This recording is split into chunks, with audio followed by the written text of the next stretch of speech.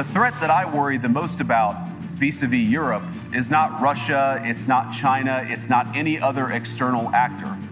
And what I worry about is the threat from within. That was Vice President JD Vance at the Munich Security Conference in mid-February, expressing a dim view of the current state of European democracies and raising questions about the future of the transatlantic alliance.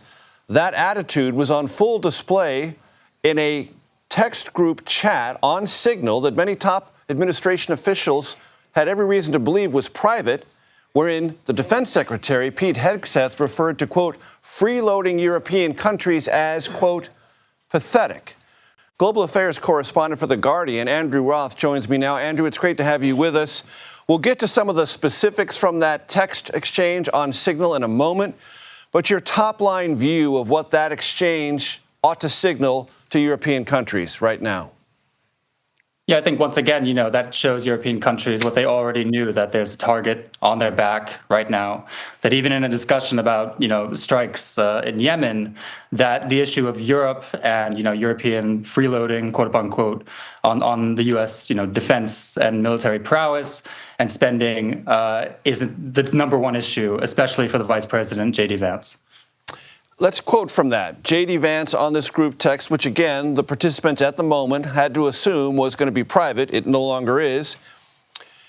I just hate bailing Europe out again, says JD Vance. Let's make sure our messaging is tight here, and there are things we can do up front to minimize risk to Saudi oil facilities. We should do it. Pete Hegseth, the Defense Secretary, responds, I fully share your loathing of European freeloading. It's pathetic. Loathing, that has to rattle those who were not already rattled in Europe.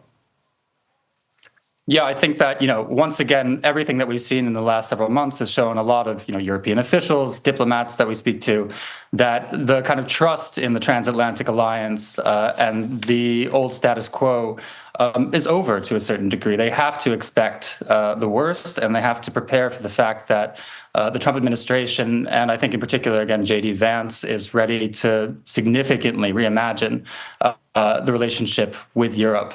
You can see the dynamic that's playing there. Nobody really comes in to say that, Europe is not freeloading. Nobody really comes to Europe's defense in that discussion.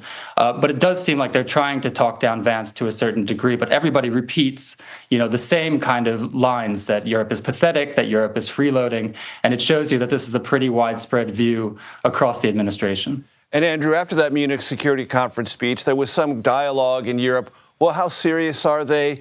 Is this really what Vance means? Does President Trump agree with that?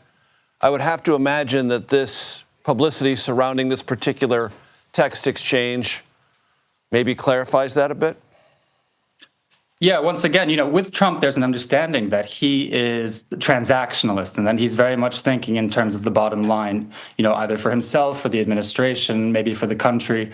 With Vance, this seems far more personal. He went to Germany, he gave that speech at the Munich Security Conference, and afterwards he met with the head of the AfD, somebody who's been kept out of German politics as a leader of a far-right party, with what was called the firewall. They're really breaking through a lot of the status quo here and what's accepted.